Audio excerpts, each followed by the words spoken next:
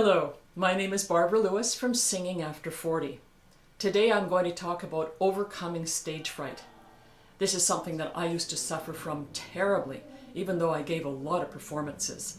And I've learned some really important lessons over the years, which I'm going to share with you today. And then I'll point you to my page on my website, singingtipswithbarbaralewis.com, where you'll find a lot more important information about how to overcome stage fright. If I can do it, so can you. Stay tuned. I'll be right back.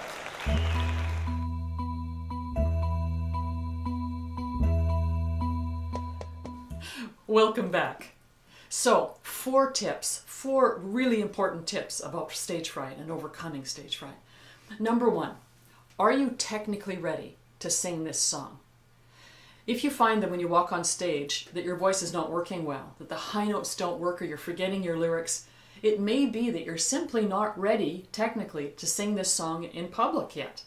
Can you do a good job by yourself in your practice room? Can you do a good job in your lesson? If you can't, expecting to do better in front of the public is not a good idea. Some people actually do better when they stand in front of the public. The pressure is good for them, but for most it's not. So, number one, is your song ready? If it's not, should you take more time and get it ready? Learn the lyrics better, get your high notes in gear. Or should you take a more simple song, something that's a little bit easier to sing, more within your means, and take that onto the stage? So that's number one. Are you technically ready to sing this song? You've got to ask yourself that and be very honest. Because if you have stage fright, because you're not technically ready, that's normal. Tip number two is what I call testing the shallower waters. If in fact singing in front of an audience, a more formal audience, is the deep waters, I suggest that my students and for myself that I test everything on the shallower waters. And what do I mean by that? Well, that means sing in front of an audience that's kind. An audience whom you tell is not there to judge you. It's there simply for you to test out what it feels like to sing with the nervous energy that it takes to sing well. So it's called testing the shallower waters. And something else that you can do for yourself is take a video of that practice run. See what you like about what you've done, see what you don't like, and learn very gradually in a very calm and kind atmosphere what it means to gradually understand your performing self. Stage fright is often called that because you're mixed up with the energy that it takes to perform. So you have to learn what it means to stand up and sing with nervous energy and use that rather than be abused by it. So the second one is test the shallower waters in some way that works for you. Number three, the third tip, is purpose. What is your purpose for singing? That's something that can give you power on stage, the power of a lack of fear, the power of motivation, or not.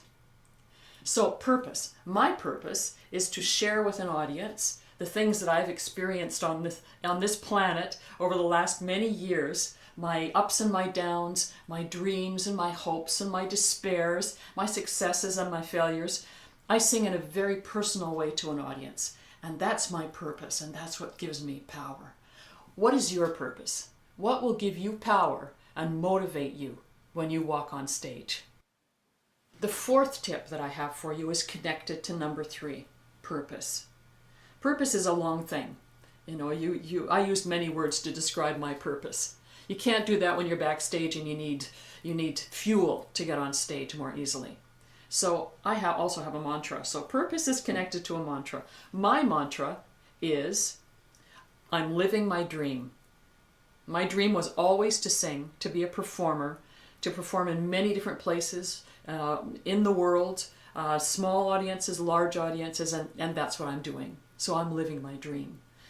My purpose is, as I told you, and it's connected to my mantra in that I'm living my dream through that purpose. So when I walk on stage, when I'm backstage and I'm getting ready to walk on stage, I say to myself, here I am. I'm living my dream. Am I not lucky? So that gives me a sense of the importance of what I do, The importance to me and hopefully to an audience, and then encapsulate something very, very strong inside me so that wipes out a feeling of stage fright. And it leaves me with a feeling of high nervous energy, which now I understand to be something different from stage fright. Stage fright is kind of a killer. It kills you as you walk on stage.